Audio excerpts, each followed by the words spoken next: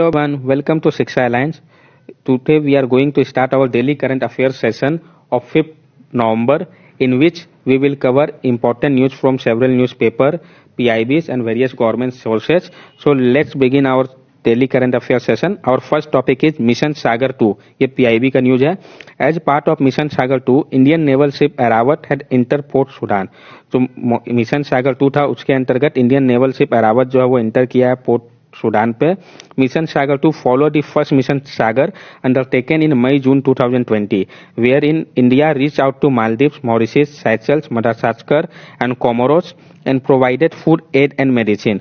जो मिशन सागर 2 है वो फॉलो कर रहा है जो पहला मिशन सागर था उसी को, जो कि मई जून 2020 पे इंडिया मदद किया था Maldives, Mauritius, Seychelles, Madagascar and Comoros का फूड एड एंड मेडिसिन के द्वारा.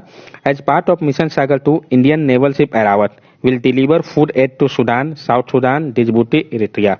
जो मिशन सागर 2 है इसके अंतर्गत इंडियन नेवल शिप अरावत जो है वो डिलीवर करेगा फूड एड सूडान को, साउथ सूडान को, डिजबूटी को, इरिट्रिया को. ये जो मिशन है वो प्राइम मिनिस्टर का जो विजन था security and growth for all in the region Sagar का, एंड हाईलाइट द इंपॉर्टेंस, और वो हाईलाइट करा जो इंपॉर्टेंस इन्होंने बोला था कि वो देंगे इंडिया का जो रिलेशन है मैरीटाइम नेवल्स के साथ उस पर बेस्ड है. Sagar programme security and growth for all in the region, हम अब इसके बारे में जान लें. तो Sagar is a term coined by PM Modi in 2015 during his Mauritius visit with a focus on the blue economy.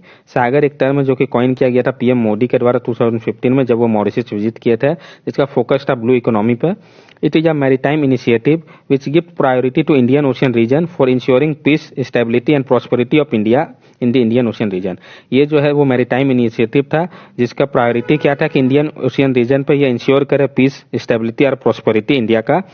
The goal is to seek a climate of trust and transparency, respect for international maritime rules and norms by all countries, sensitivity to each other interests, peaceful resolution of maritime issue and increase in maritime cooperation.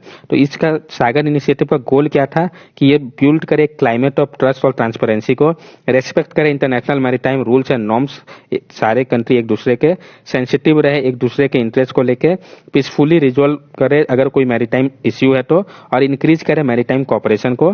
It is in line with the principle of Indian Ocean Rim Association, और ये same pattern को follow कर रहा है जो Indian Ocean Rim association का है. Next topic है हमारा गुरु रामदास.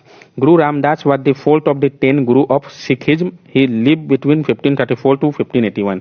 जो गुरु रामदास थे वो चौथे गुरु थे 10वें गुरु में से सिखिज्म के, जो कि 1534 से 1581 तक थे. His birth name was Jetha. He became the guru of Sikhism in 1574 and he served as the Sikh leader until the death in 1581. उनका बर्थ नेम जेठा था और वो सिख गुरु बने थे 1574 पे और सर्व किए जब तक कि उनका निधन नहीं हो गया था 1581 पे. He appointed his own son as his successor, and unlike the first 4 guru who were not released to descent, the 5th through 10th Sikh guru were direct descendant of Ramdas. तो उन्होंने अपॉइंट किया था अपने सन को successor के रूप में. वो फर्स्ट 4 गुरु में से थे उन्होंने रिसेंट को अपना किया था. उसके बाद से जो थे जो 5th से 10th गुरु तक वो सब डायरेक्ट डिसेंडेंट थे रामदास के. अब गुरु Ramdas is credited with founding the holy city of Amritsar in the Sikh tradition. गुरु रामदास जी को क्रेडिट जाता है फाउंड करने के लिए जो होली सिटी था अमृतसर का सिख ट्रेडिशन का. He shifted his official base to land identified by Guru Amardas in Guru का चक. उन्होंने शिफ्ट कर दिया था जो ऑफिशियल बेस था लैंड जो कि आइडेंटिफाई किया गया था गुरु अमरदास के द्वारा गुरु का चक. This newly founded town was eponymous Ramdaspur, later to evolve and get renamed as Amritsar. ये जो newly founded town था वो रामदासपुर बाद में इवॉल्व करके रिनेम करके अमृतसर बना. While Guru Amardas introduced the Manji system of religious organization, Ramdas extended it with adding the Masand institution. जो गुरु अमरदास थे उन्होंने इंट्रोड्यूस किया था मंजी सिस्टम ऑफ रिलीजियस ऑर्गेनाइजेशन को, रामदास ने उनको एक्सटेंड किया लेकिन उसमें उन्होंने ऐड कर दिया मसंद इंस्टीट्यूशन को. Masand were Sikh community leaders who lived far from the Guru but acted to lead the distant congregation, their mutual interaction and collect revenue for Sikh activity and temple building. जो मसंद थे वो Sikh community के leader होते थे जो कि काफी दूर रहते थे गुरु से, लेकिन वो एक्ट करते थे डिस्टेंट कॉन्ग्रेगेशन पे, म्यूचुअल इंटरेक्शन करते थे और रेवेन्यू कलेक्ट करते थे सिख एक्टिविटी और टेम्पल बिल्डिंग के लिए. जो बर्थ एनिवर्सरी है गुरु रामदास जी का वो हाल ही में अभी मनाया गया है, इसी कारण ये न्यूज पे आया था. Then Ganga Utsav 2020. Recently, National Mission for Clean Ganga has inaugurated Ganga Utsav 2020. अभी हाल ही में national mission for clean Ganga ने इनॉग्रेट किया है गंगा उत्सव 2020 को. It is a 3-day festival aims to promote stakeholder engagement and ensure public participation. ये 3 दिन का फेस्टिवल था जिसका मकसद क्या था, तो प्रमोट करना इसके स्टेक होल्डर इंगेजमेंट को कि वो ज़्यादा से ज़्यादा इंगेज हो और इंश्योर करे पब्लिक पार्टिसिपेशन को. It celebrate mystical and cultural river Ganga through. इन्होंने सेलिब्रेट किया मिस्टिकल और कल्चरल रिवर गंगा को स्टोरी टेलिंग के द्वारा, folklores and dialogue with eminent personality के साथ फोल्कलोर का डायलॉग करके डिस्प्ले किए ट्रेडिशनल आर्ट फॉर्म को, जिसमें कि डांस, म्यूजिक, परफॉर्मेंस आ गया रिनोन्ड आर्टिस्ट के द्वारा. Ganga task force conducted an afforestation drive with National Cadet Corps cadet and educated tour for youth. जो गंगा टास्क फोर्स था इन्होंने कंडक्ट किया afforestation drive National Cadet Corps के साथ मिलके एजुकेशनल टूर किसके लिए, तो यूथ के लिए. अब हम रिवर गंगा के बारे में जानेंगे. तो ये लॉन्गेस्ट रिवर है इंडिया का जो कि फ्लो करती है 2510 kilometres of mountains, valley and plain पे and is revered by Hindu as the most sacred river on earth. और हिंदू के द्वारा माना जाता है कि ये सबसे सेक्रेट रिवर है अर्थ पे. It originate in the snow field of Gangotri glacier in Himalaya as the Bhagirathi river and is joined by other rivers such as Alaknanda, Yamuna, Son, Gomti, Kosi and Ghaghara. ये जो है ओरिजिनेट करता है स्नोफील्ड गंगोत्री ग्लेशियर पे हिमालय के एज भागीरथी रिवर से and is join by other river. और इसको इनके पैसेज में ज्वाइन किया जाता है अदर रिवर्स के द्वारा, जैसे कि अलकनंदा हो गए, यमुना, सोन, गोमती, कोसी, घाघरा. जो गंगा रिवर बेसिन है वो one of the most fertile और डेंसली पॉपुलेटेड एरिया है वर्ल्ड का और कवर करता है area around 1 crore square kilometre. जो गंगा रिवर डॉल्फिन है वो इंडेंजर एनिमल है जो कि स्पेसिफिकली हैबिटेट है इसी रिवर पे पाए जाते हैं. The Ganga widened out into the Ganga Delta in the Sundarban swamp of Bangladesh before it end its journey by emptying into the Bay of Bengal. और जो गंगा है वो वाइड हो जाता है गंगा डेल्टा पे सुंदरबन स्वैम्प ऑफ बांग्लादेश के पास जब ये अपना जर्नी खत्म करता है बे ऑफ बंगाल में जाके. Ganga was declared as national river of India on 4 November 2008. और गंगा को डिक्लेयर किया गया है कि वो नेशनल रिवर है इंडिया का 4 नवंबर 2008 में. नेक्स्ट टॉपिक हमारा La Nina. The La Nina weather phenomenon is back in the central and eastern equatorial Pacific Ocean after nearly a decade absent.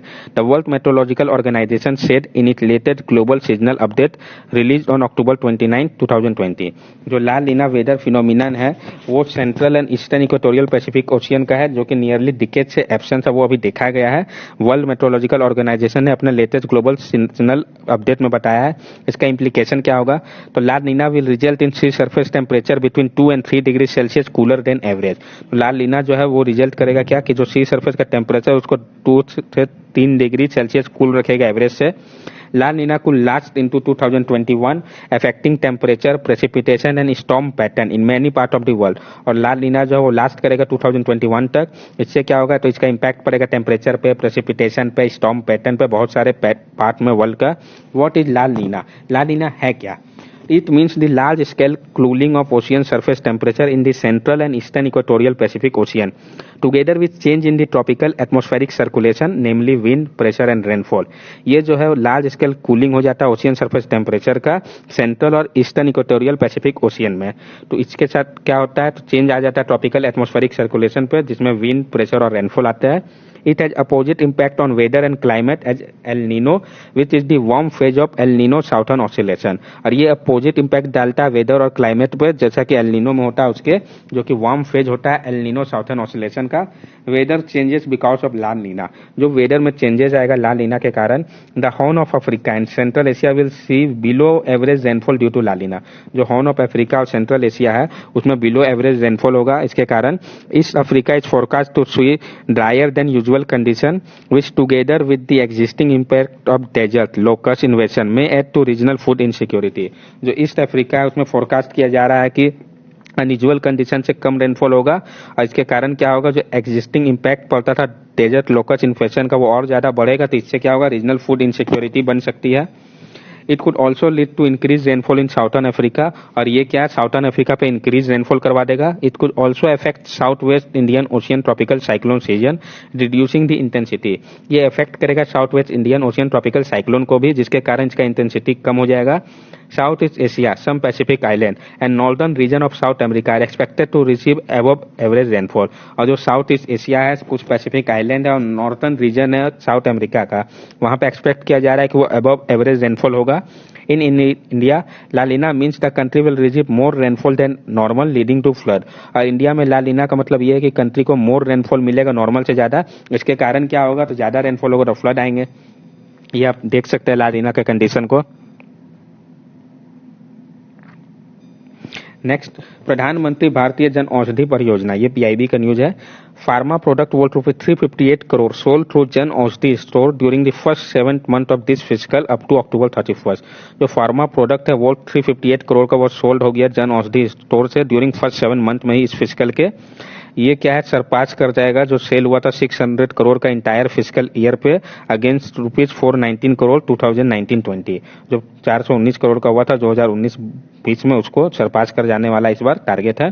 प्रधानमंत्री भारतीय Jan Aushadhi Pariyojana, it is a campaign launch by department of pharmaceutical of ministry of chemical and fertiliser. तो ये एक campaign है जिसको launch किया गया था डिपार्टमेंट ऑफ फार्मास्यूटिकल, जो ministry of chemical and fertiliser का पार्ट है, उसके द्वारा। It seeks to provide quality medicine at affordable price to the masses through special केंद्र known as प्रधानमंत्री भारतीय जन औषधि केंद्र। इसका मकसद क्या था कि वो प्रोवाइड करे क्वालिटी मेडिसिन को अफोर्डेबल प्राइस में मासेस को। कहाँ से, तो स्पेशल केंद्र से, जिसको कि हम प्रधानमंत्री भारतीय जन औषधि केंद्र भी बोलते हैं। इनिशियली इसको लॉन्च किया गया था 2008 में, लेकिन इस स्कीम को रिक्रिएशन किया गया 2015 में, फिर से लॉन्च किया गया। इम्प्लीमेंटेशन, तो bureau of pharma PSU of India is the implementing agency of प्रधानमंत्री भारतीय जन औषधि परियोजना।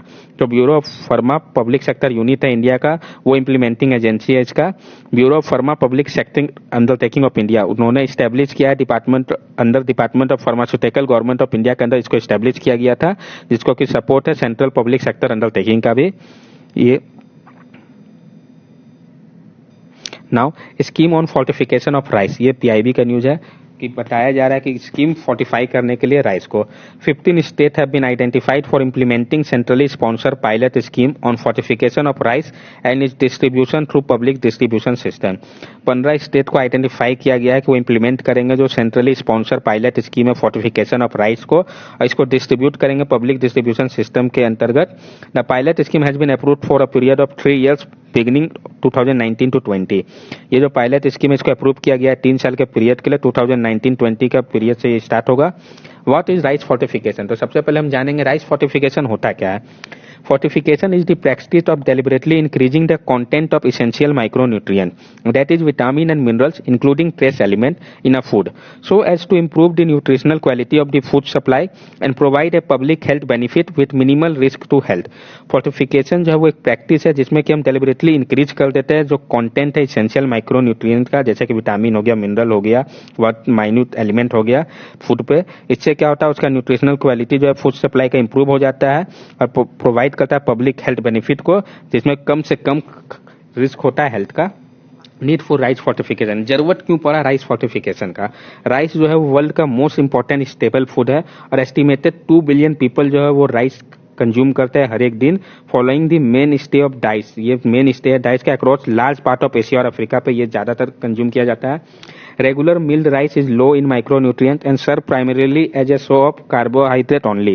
The fortification of rice is major opportunity to improve nutrition। जो रेगुलर मिल्ड राइस होता है उसमें क्या होता है, माइक्रोन्यूट्रिएंट्स काफी कम होते हैं, वो प्राइमरीली सिर्फ सोर्स होता है कार्बोहाइड्रेट का। जो फोर्टिफिकेशन ऑफ राइस होगा वो क्या होगा, एक अपॉर्चुनिटी देगा न्यूट्रिशन को बढ़ाने का। फोर्टिफाइड राइस जो है वो कंटेन करेगा vitamin A, vitamin B1, vitamin B12, folic acid, iron, zinc. तब इतने सारे मिनरल्स विटामिन रहेंगे तो इसका फायदा बहुत सारा होगा। नेक्स्ट टॉपिक है हमारा project lion. 6 new sites apart from Kundo Palpur Wildlife Sanctuary were identified under Project Lion that was announced by Prime Minister Narendra Modi on August 15, 2020। से न्यू साइट को आइडेंटिफाई किया गया है Kuno Palpur wild life sanctuary के अलावा under project lion को, जो कि अनाउंस किया गया था प्राइम मिनिस्टर नरेंद्र मोदी के द्वारा 15 अगस्त 2020 को। ये जो 6 न्यू साइट है वो कौन कौन सा है, तो आपका पहला है माधव नेशनल पार्क मध्य प्रदेश में, Sita Mata wild life Sanctuary Rajasthan, Mukundra Hills Tiger Reserve Rajasthan, Gandhi Sagar wild life Sanctuary Madhya Pradesh, Kumbhalgarh wild life Sanctuary Rajasthan, Jessore Balaram Ambaji wild life Sanctuary and adjoining landscape Gujarat. तो इसमें से आप देख सकते हैं कि 3 जो है वो राजस्थान में है, बाकी 2 MP पे और 1 गुजरात में। तो ये सारे के नाम काफी इंपॉर्टेंस हो जाते हैं। अब जरूरत क्यों पड़ रहा है लायन को रिलोकेट करने का, तो the population of Gar has low genetic diversity, making it vulnerable to threat of extension from epidemic. जो पॉपुलेशन है गर पे वो लो जेनेटिक डाइवर्सिटी है, इसके कारण क्या ये काफी वल्नरेबल हो जाते हैं, थ्रेट है इनको एक्सटेंशन का फ्रॉम एपिडेमिक के कारण.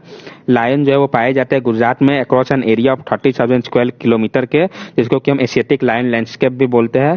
Beside the 2013 Supreme Court order directed Gujarat to relocate lion to Kuno Palpur wild life sanctuary.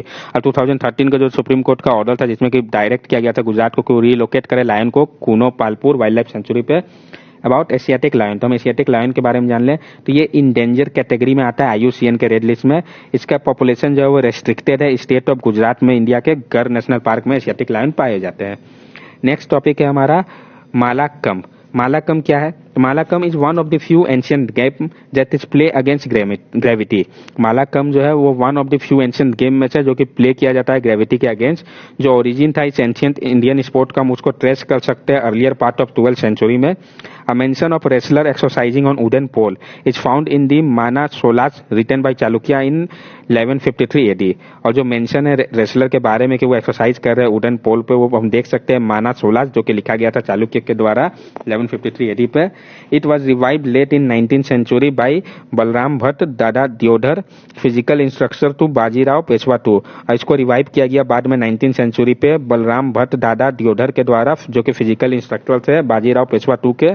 The word mala means a wrestler or an athlete in Sanskrit and can also indicate a verb such as strong or good. जो word mala है इसका मतलब wrestler व athlete होता है संस्कृत में, और ये indicate करता है एक verb जिसका मतलब है कि ये strong और good होंगे. खम्ब और कम इसको मराठी में बोला जाता है, मतलब है इसका pole. Therefore Mallakhamb has come to be known as wrestling against the pole. इसलिए माला कम को हम बोलते क्या है कि wrestling against pole. It function on a synergy of mind and body. ये फंक्शन करता है जिसमें कि बात की जा रही है synergy of mind and body के बीच में एक बैलेंस होगा, जिससे कि हर एक मसल जो है वो अपना रोल पूरा करेगा, इनेबल करेगा पर्सन को कि वो डेवलप करे स्पीड, स्टेमिना और better health. In recent time Mala come has developed and identified that is separate from wrestling और कुश्ती. और रिसेंट टाइम में माला कम वो डेवलप किया और इसको आइडेंटिफाई किया गया कि एक सेपरेट है रेसलिंग व कुश्ती से. There are 2 other Mallakhamb style such as rope Mallakhamb and hanging Mallakhamb. और 2 अदर मालाकम के स्टाइल भी है, एक रोप मालाकम है और एक हैंगिंग मालाकम है. पीएम ने रिसेंटली मेंशन किया इस गेम के बारे में मन की बात प्रोग्राम में, इसी कारण ये इंपॉर्टेंट हो जाता है. That's all for today daily current affairs session. आज हम लोगों ने जो पढ़ा उसके बारे में हम एक बार ब्रीफली देख ले कि आज हम लोगों ने क्या क्या जाना है. सबसे पहले हम लोगों ने मिशन सागर 2 जो कि PIB का न्यूज था, इसमें ये देखा कि ये किस कंट्री के लिए है क्या. फर्स्ट फेज में कौन कौन सी कंट्री थी, देन सेकेंड फेज में कौन कौन सी कंट्री और उसके हम क्या हेल्प कर रहा है, देन उसके अंतर्गत हम लोगों ने सागर प्रोग्राम के बारे में भी देखा. आफ्टर दैट हम लोगों ने किया गुरु रामदास. तो हम लोगों ने देखा गुरु रामदास में कि ये थे कौन, इनका टाइम क्या था, ये सिख गुरु कब बने, इनका डेथ कब हुआ, इन्होंने क्या क्या किया और न्यूज में क्यों आया. आफ्टर दैट गंगा उत्सव 2020. तो इसमें हम लोगों ने देखा कि इसको किसने इनॉग्रेट किया है, इसमें है क्या. देन रिवर गंगा के बारे में हम लोगों ने जाना. देन लाल लीना टॉपिक हम लोगों ने कवर किया. इसमें हम लोगों ने देखा कि ये किस रीजन पे है, इसका इम्प्लीकेशन क्या होगा, ठीक है, इसके इम्पैक्ट अलग अलग पार्ट में कंट्रीज के क्या पड़ेंगे और ये लालीना होता क्यों है. आफ्टर दैट हम लोगों ने किया प्रधानमंत्री भारतीय जन औषधि परियोजना जो कि PIB का न्यूज था. तो हम लोगों ने देखा कि ये न्यूज में क्यों आया, है क्या, ये जो है क्या करेगा और इसका इम्प्लीमेंटेशन कैसे होगा. देन हम लोगों ने पढ़ा scheme for fortification of rice PIB का न्यूज. तो कितने स्टेट इसको इंक्लूड कर रहे हैं, कब स्टार्ट किया गया था, राइस फोर्टिफिकेशन होता क्या है और जरूरत क्यों है. देन हम लोगों ने कंसीडर किया प्रोजेक्ट लायन टॉपिक को. तो हम लोगों ने सबसे पहले देखा ये न्यूज में क्यों आया. देन 6 न्यूज साइट कौन कौन से हैं जिसके बारे में डिस्कस किया गया. उसके बाद जरूरत क्यों पड़ रहा है लायन को रिलोकेट करने का. और लास्टली हम लोगों ने एशियाटिक लायन के बारे में भी जाना इसके अंदर. और हमारा जो लास्ट टॉपिक था मालाकम, तो ये है क्या, ओरिजिन कहाँ पे इसका हुआ, मेंशन क्यों है न्यूज में, इसमें जो वर्ड्स है उसके मीनिंग्स क्या क्या है, इसके जो 2 टाइप थे उसके बारे में भी हम लोगों ने जाना और न्यूज में क्यों आया. That's all for today daily current affairs session. अगर आपको हमारी वीडियो अच्छी लगी हो तो हमारे वीडियो को लाइक करें, हमारे चैनल को सब्सक्राइब करें और वीडियो को ज़्यादा से ज़्यादा शेयर करें. This are our social media link. From here also you can stay connected with us and give us your valuable feedback. Thank you and have a nice day.